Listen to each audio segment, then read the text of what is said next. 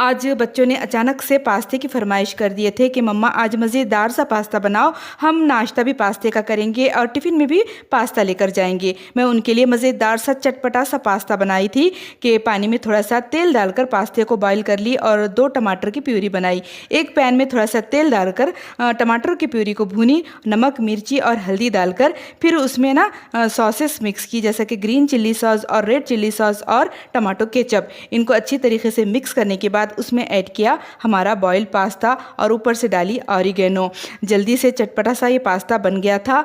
अच्छा, ऐसा है ना कि बच्चों की छोटी छोटी जायज़ ख्वाहिशात को जो कि माँ बाप अगर आसानी से पूरी कर सकते हो तो उसे पूरा करना माँ बाप पर लाजिम है। माँ बाप का ये फ़र्ज़ है कि अपने बच्चों को अपनी सकत के मुताबिक, अपने हैसियत के मुताबिक तमाम आसाइश सहूलतें दें।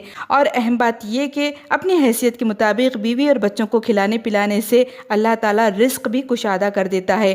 तो अपनी मसरूफियत को एक साइड रखते हुए बच्चों की छोटी छोटी फरमाइश को ज़रूर पूरा करें।